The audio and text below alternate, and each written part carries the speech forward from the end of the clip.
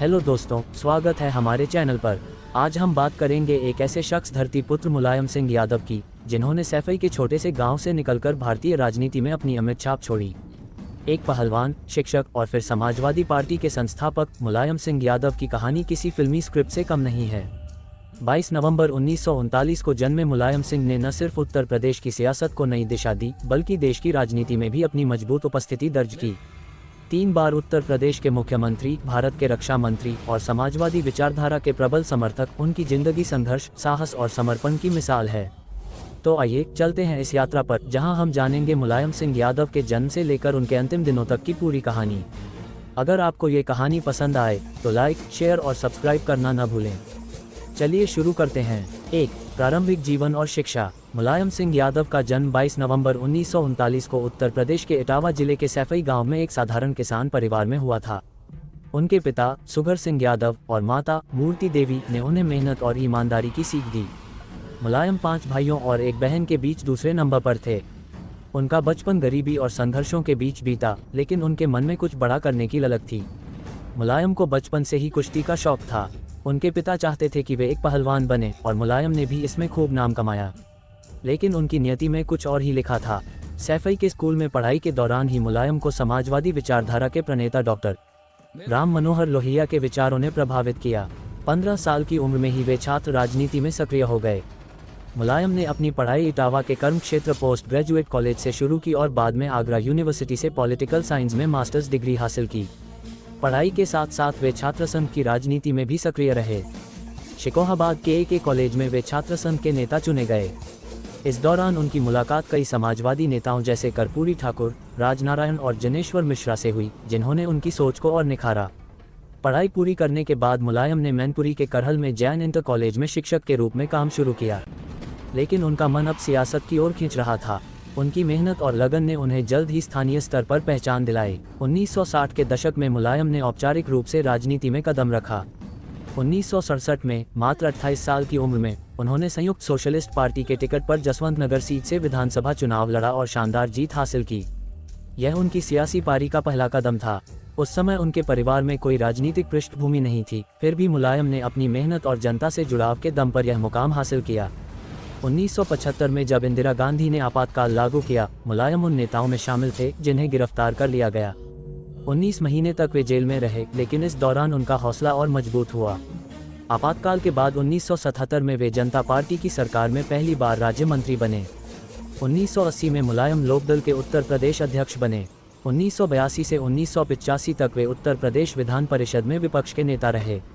इस दौरान उन्होंने चौधरी चरण सिंह और राम मनोहर लोहिया के नेतृत्व में सियासत के गुर सीखे। 1989 में जनता दल की सरकार बनने पर मुलायम सिंह पहली बार उत्तर प्रदेश के मुख्यमंत्री बने। उनका पहला कार्यकाल 1989-1991 छोटा लेकिन प्रभावशाली रहा। उन्होंने किसानों और पिछड़े वर्गों के लिए कई योजनाएं शुरू की, लेकिन 1990 में अयोध्या में कार सेवकों पर गोलीबारी का विवाद उनके लिए मुसीबत बन गया। इस घटना ने उन्हें मुल्ला मुलायमा का तमगा दे दिया, जिसके चलते 1991 में उनकी पार्टी को हार का सामना करना पड़ा। 3. समाजवादी पार्टी का गठन और उत्थान। 1992 में जनता दल के टूटने के बाद मुलायम ने अपनी खुद की पार्टी, समाजवादी पार्टी की स्थापना की। ये पार्टी पिछड़े वर्ग, अल्पसंख्यकों और किसानों की आवाज़ बनकर उभरी।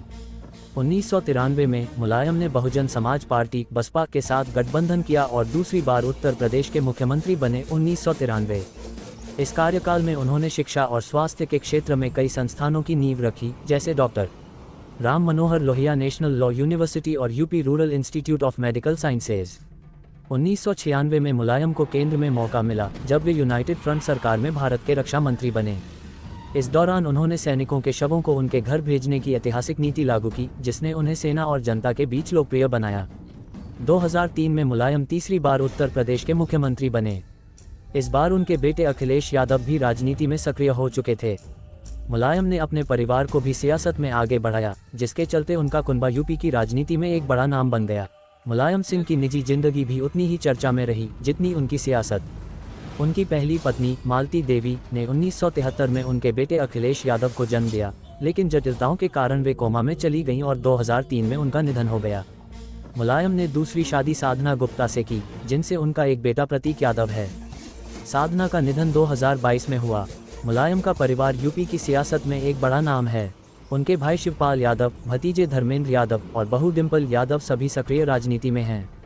लेकिन परिवार में कई बार मतभेद भी सामने आए, खासकर मुलायम और अखिलेश के बीच 2016 में पार्टी नेतृत्व को लेकर। मुलायम के करियर में कई विवाद भी रहे।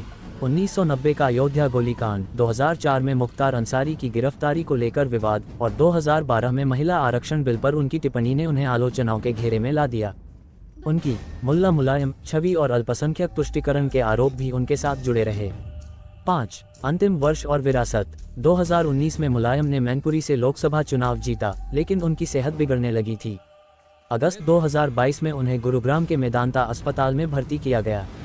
10 अक्टूबर 2022 को 82 साल की उम्र में उनका निधन हो गया।